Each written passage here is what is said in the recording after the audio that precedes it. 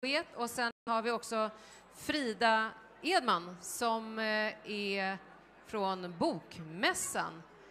Hjärtligt välkomna.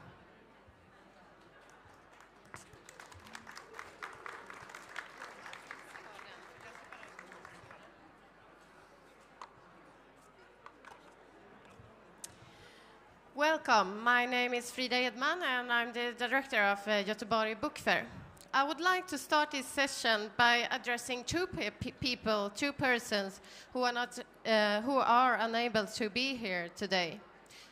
Gui Minhai and Dawit Isaak, we miss your voices speaking loud and clear. Last year we installed a chair for Gui Minhai, an empty chair that will be here until Gui Minhai gets free. This year, we send an invitation letter to Dawit Isaak through the Embassy of Eritrea, through the Swedish Embassy in Eritrea, and through the President of Eritrea. There has been no answers at all. After this session, we will uncover the chair for Dawit Isaak.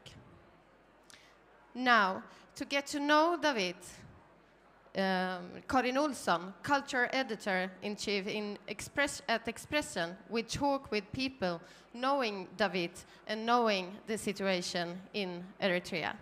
Karin.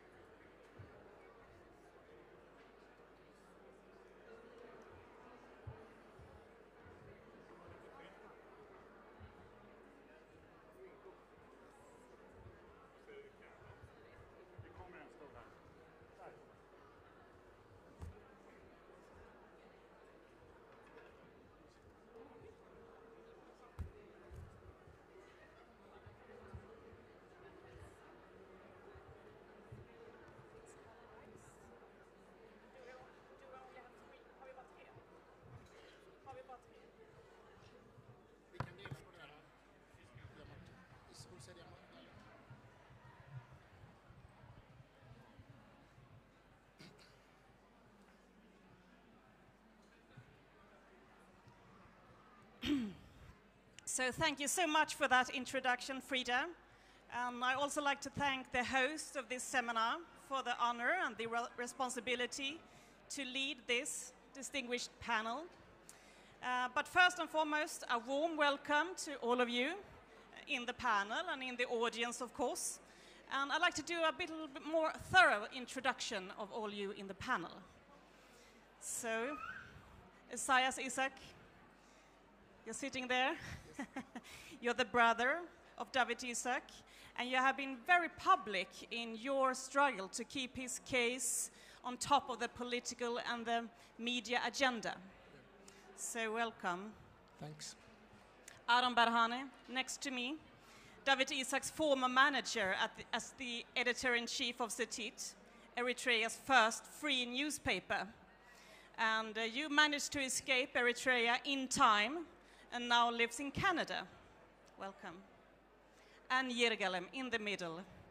You're one of Eritrea's most well-known poets and radio presenters and suffered 6 years of arbitrary arrest in Eritrea's most notorious military prison. A warm welcome. And Martin Schibbye, well-known to the Swedish public, a journalist. You've just written a book about Dawit Isaak, and you have yourself been in prison for a year just for doing your work in Ethiopia. I'd like to start to ask Esayas. It's been 18 years of imprisonment for your brother. What do you miss the most about him? I miss him when we talk about Eritrea's future and when we also discuss about our parents, because they was old at that time, and we discuss how they will be in the future, even what will happen with Eritrea and the democratic process.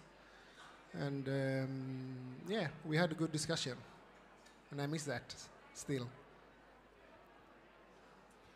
And Yirgalem, could you just tell us what happened to you at February the 19th, 2009? You were working your shift at Radio Bana, a station in Asmara, the capital of Eritrea. Could you tell us what happened? First, I would like to thank the organizers for giving me this opportunity to share my experience, prison experience. I had been working for the educational media, educational radio, which present only educational message to people. And suddenly they call us to attend a meeting as usual, and the soldiers come and took us to military prison, and we stayed there for 6 years. There was torture, inhuman treatment, even family don't know are we alive or not, but a bit better from Eritrea, which is the Dawit and his colleagues are. That's what I can tell. Do you have some insights in what do you think that Dawit Isaak is going through during his days in prison?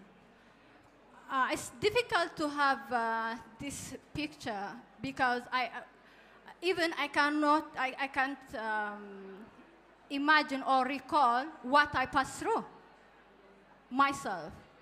And this most harder prison, even in the world, I can say this. So I cannot say more than this. Very, very difficult to have picture of that prison, because the guards are not allowed to visit their family, so we don't have any news from that prison.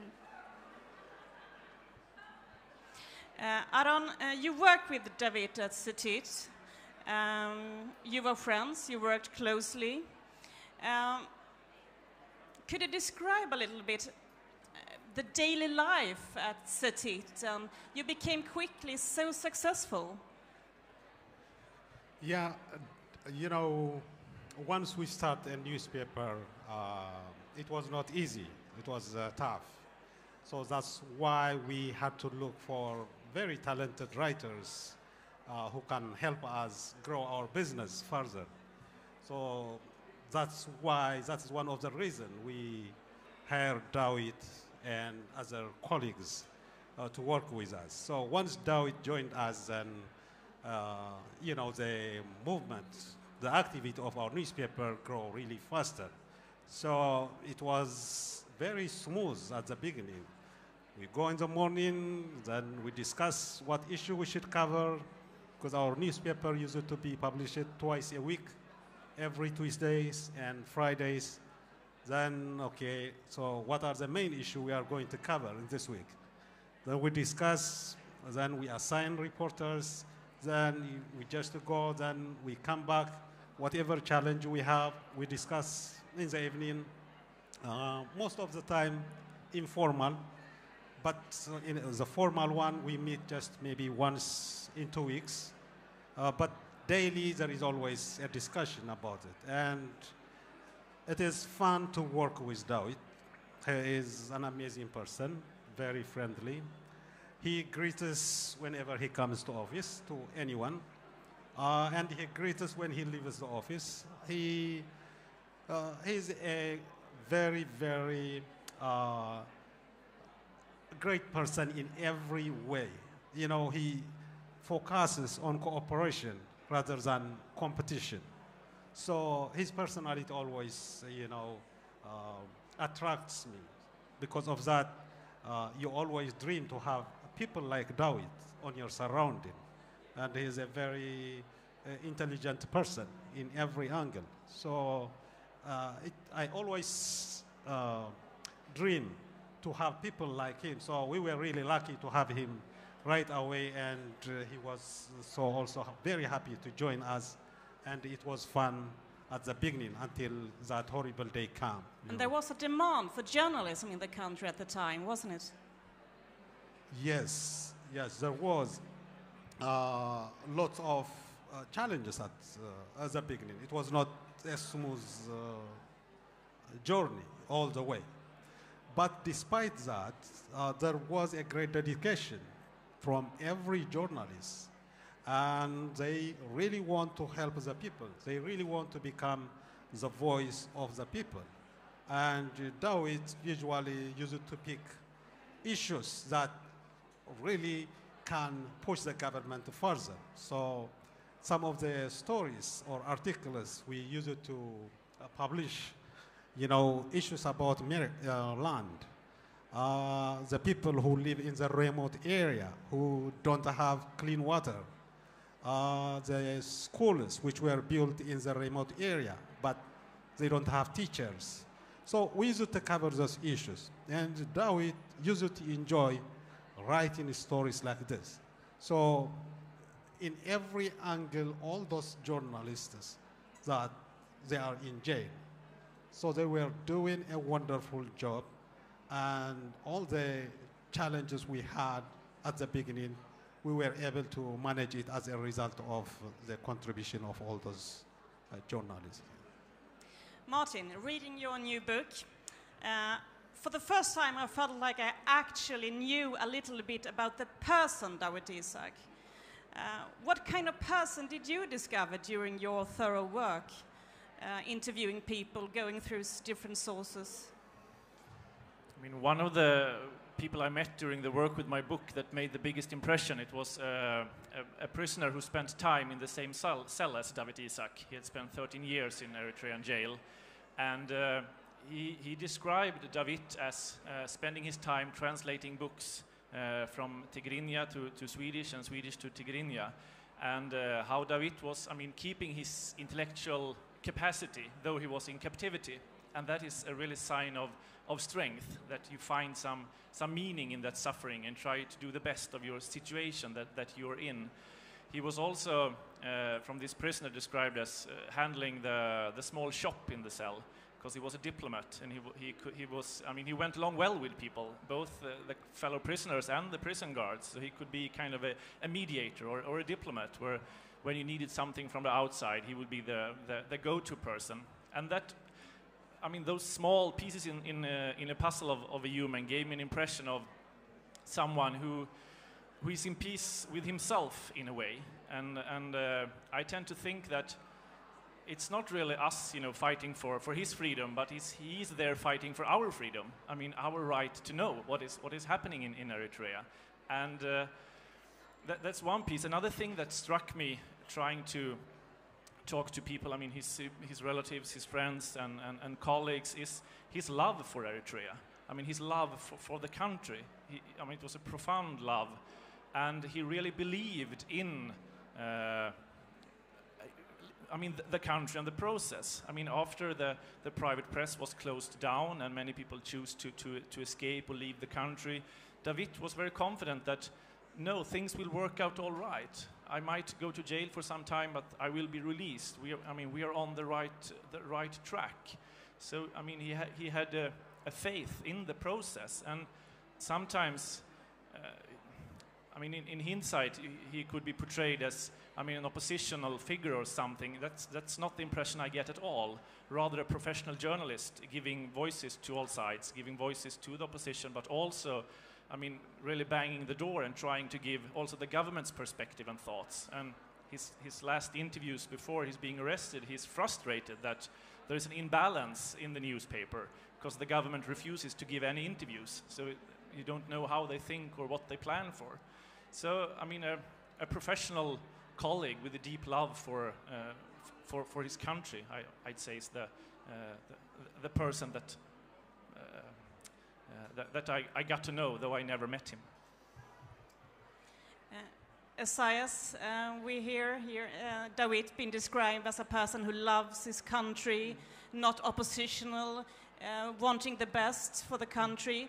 Why is the regime judging him so hard that he has to sit 18 years without contact with family, without any freedom at all. Why, do you think? It's a good question, because when he get arrested 2001, I think first he will be released at Christmas time, 2001, then maybe at the National Day, the year after. But I don't know, it's very difficult, and I have thinking about it in all this year also. And this regime, they don't care what's happening in the world. They can't sit and discuss with diplomatic relation. What they always say is he's Eritrean and you have not to do with his case. And I don't know, I wish I could give you more answer, but after all this year, sometimes I feel very confused. I remember when I had my 37th birthday, I feel, oh, now my life is over, because Dawit was 37 when he got in prisoner. So I hope actually he can be here with us next year, but it's difficult, the situation in Eritrea also. We don't know what's happening, it's difficult to get information, even where he is, exactly position. But like this manifestation, or it's like insurance for him. So what we can do is to discuss every time about Dawit, so he will not be forget. Yirgalem, can you see any logic in these punishments? You was 6 years in prison. Dawit Isaak has been 18 years. What is the politics behind this, do you think? To be honest, I'm not politician, and I don't have any more interesting in politics, but I want to be an artist and writer, no more politics. But just to guess, the regime of my country hates or afraid to the people, if they are writers, if they're journalists and critical and thinkers, the government or the regime wants to hide them just to avoid them, and at the same time not allow to out from the country, to control and to, I don't know, did I mention it? That's what I want to, I don't know, we can guess, but we don't know exactly what's behind. Aron, do you have any theory? Why does the punishments for speaking out or just doing your job as a journalist or radio presenter, why are the punishments so long and so harsh? You know, the Eritrean government, there is no logic about everything he does. Because what we have to understand is Eritrea is run without constitution. It is a military state. All those basic institutions, like the National Assembly, it doesn't have any kinds of power. There is no division of power between judiciary system or the executive or the parliament. So all those elements are controlled by the president. So everything he does is he considers it as personal. So Dawit and all my colleagues who are in jail, all those people, they didn't break any law. They were doing their work. They were really caring about the country, the same like any citizen. So they were trying to become a voice of those voiceless people. So they were arrested because they were doing their work. But by doing their work, they were exposing all the faults of this president or the government, if we can call it a government. So once this president see those groups are mobilizing the people, educating the people, then at the end, it is dangerous for his own power. So he doesn't care whether they commit any crime or not. As long as they don't praise him, so they have to go to jail. That is the reason he shut down all those 7 independent newspapers and throws all those journalists in prison. So there is no logic at all. Martin, what's your take on this? Is there any logic or not? I mean, one of the missions in the role of being a reporter is to cross the trenches and so also try to talk to and understand the other side and ask for the logic. And the answers that I get talking to ministers in Asmara, they would tell you that, I mean, we fought against the dictatorship when Eritrea was liberated. We spent all these years in the trenches, and we fought for democracy and human rights, and we want all this, but now is not the time, is the answer you get. First, we need to solve the border issue with Ethiopia, then we need the sanctions to be removed, etc., etc. And there is a logic in one way that they point to, I mean, the double standards in the world politics. They would point to, look at Saudi Arabia, they can kill a journalist in the consulate and nothing happens. Look at Ethiopia, what they did back in the years. They had a lot of journalists jailed. Why is the world community not upset over that? So they would, I mean, point out these kind of issues. But what makes me hopeful now is that, I mean, there is a new, at least the conditions for something, you know, to happen in the region, since Ethiopia has changed, and this change might not be as fast and as deep as we were hoping for, but there is a new regime in Ethiopia. All my fellow journalist friends who were in jail just 2 years ago are all free. I mean, Makalavi, the detention center where I spent months, it's a cultural art center now.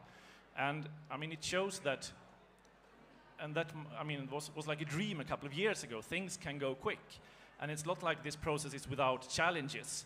And I don't think that it will go very quickly, but the Pandora's box is opened, and there are new, I mean, actors at play in the region. And so I believe that if the ministers that I talked to, if they would be true to their words, they always said that the sanctions need to be removed and the border conflict needs to be solved. Then we can address all these other issues. Well, now it's the time, and I think that would be a good sign that Eritrea is entering a new era by releasing the prisoners of conscience. And if that doesn't happen, then I see a lot of, I mean, even the people defending the Eritrean government will start to question why is nothing happening now that we achieved all these things. So I say, yes, there is a logic, but it's a different logic to our logic, and we need to understand that in order to make political decisions. Can I? Yes, of course. If I can answer on that, because sometimes the Eritrean government picks certain issue, for example, the Saudi or other dictators. So they always pick those extreme examples, but they don't try to compare the other rights the citizens of that country enjoy. Like the basic, in Eritrea, there is no freedom of movement. If you want to travel from one city to another city, you need permit. If you want to travel outside of the country, it is unthinkable. Not only now, even before before this crisis, I was not allowed to participate in a conference to go outside of the country. So all those basic elements that is respected, even in North Korea or Saudi Arabia or mention any kind of country, they provide certain kinds of privilege to their citizens. In Eritrea, it doesn't provide. So the logic that they follow is completely flawed. So that's why sometimes you don't want to call that one is a logic. So if you do A, then B is going to follow, then C is the result. But in Eritrea, somebody, you arrest him because he commits a crime, then he is going to be tried, then at the end he is going to be corrected, or maybe not. So that is the result you are supposed to see.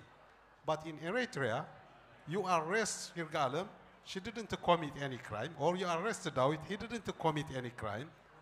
But if he did, he would have been tried. He would have been seen a lawyer. He would have been allowed to have a lawyer, be visited by family members. All those basic things.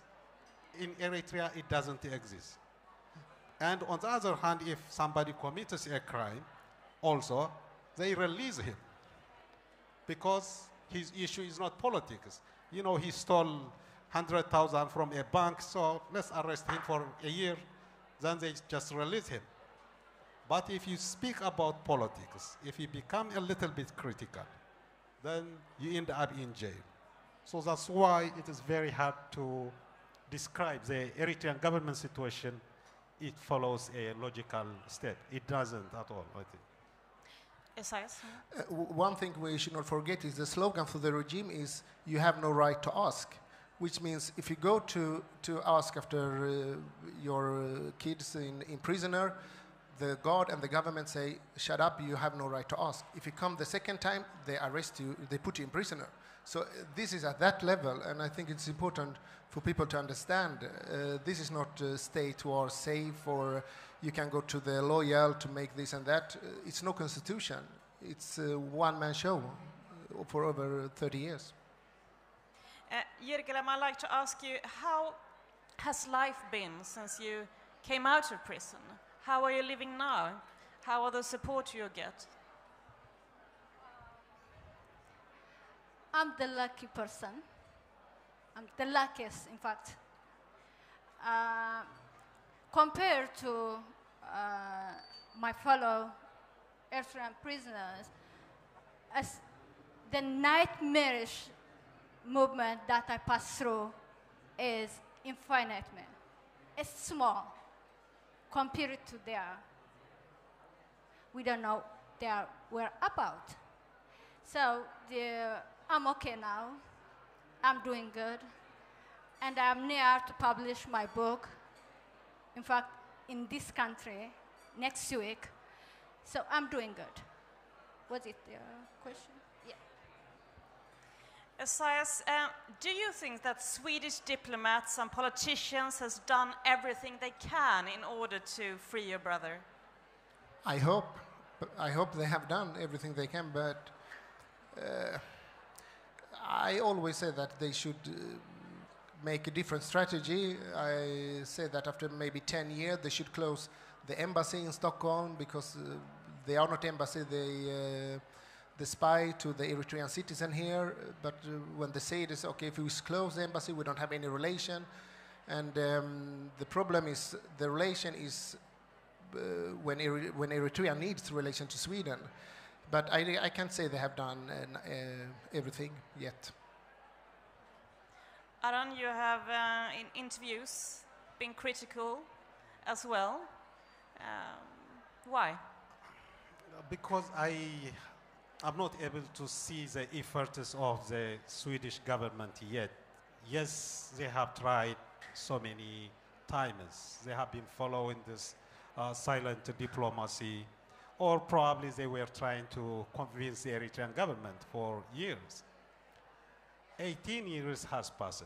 Dawit hasn't seen the birthdays and the graduations of his kids for 18 years. And that is the most important thing. And the Swedish government, despite whatever they say they have been doing they are supposed to do, they are not even able to get a proof of life. They don't even know whether he is alive or not. But on the other hand, they are trying to become more friendly. They are trying to advocate on behalf of Eritrea in the European Union or some part of way. They support the Eritrean government indirectly. So by seeing this, then you wonder, where is the action that they are doing?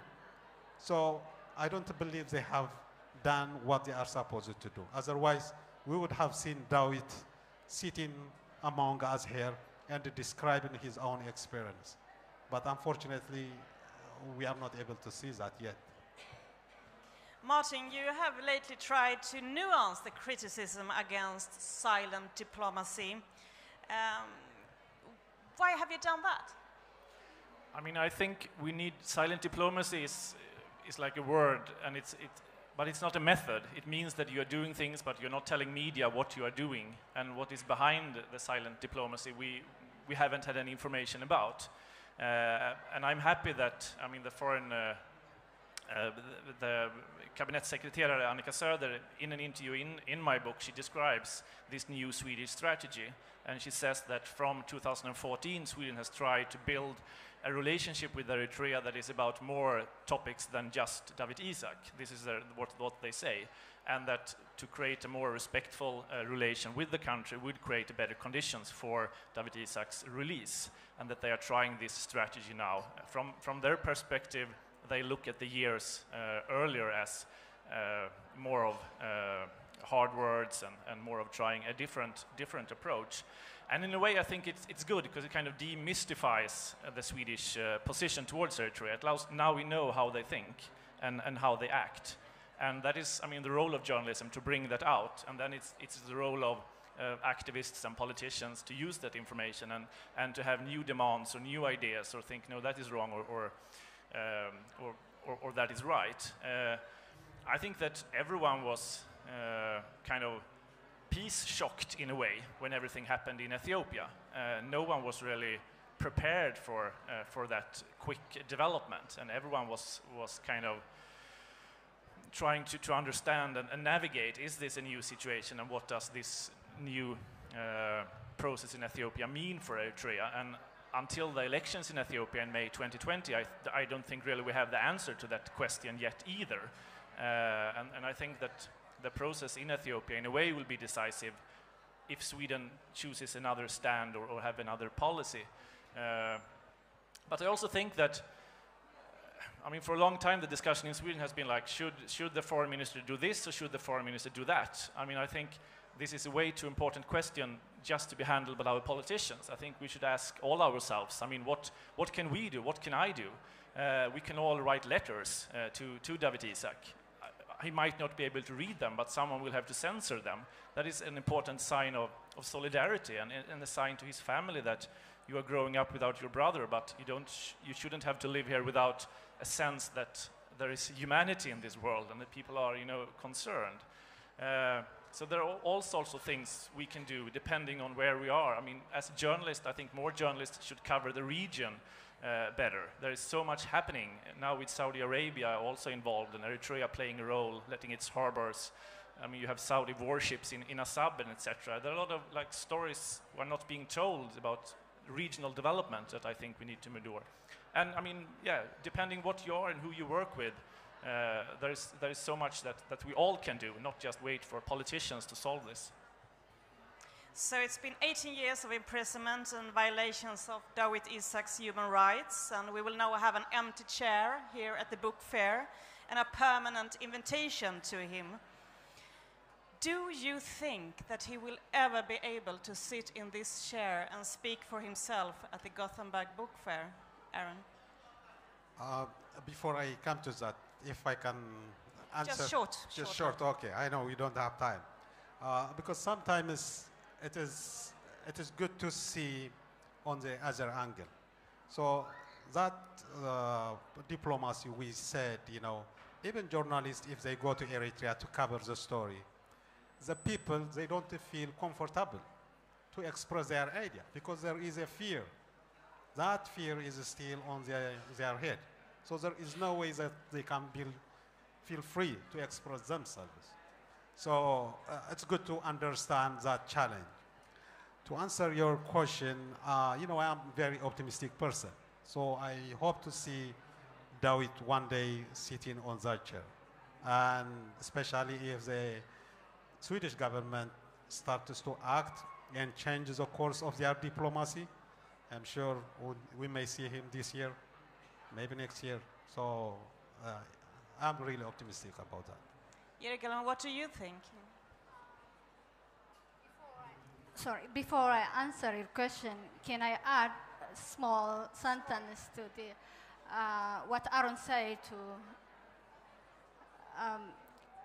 It's following or handling the issue by silent diplomacy is it's opportunity to give the government to buy another time to survive. That's what I understand. So when I come back to your question, if the situation in Eritrea is changed, of course, he will sit. But if not, I didn't respect any good news from the region. Esayas? Yes, I think so. I mean, see what's happened to Nelson Mandela, Aung San Suu Kyi, and a lot of other political prisoners. So, yes, but we should not forget him. That's very important. Martin, your words on this? Yes, and I'm so much looking forward to hear what he has to say. But hope is also a method. It's not a religion, and hope also, I mean, demands action from all of us to make that happen. Thank you. Thank you all for sharing your thoughts and experiences and opinions in this matter. And thank you all here for coming to this manifestation. And I sincerely hope that this was the last time we had to have this type of manifestation at the Gothenburg Book Fair, and that Dawit Isaak can sit here himself next year. Thank you. Thank you. Thank you.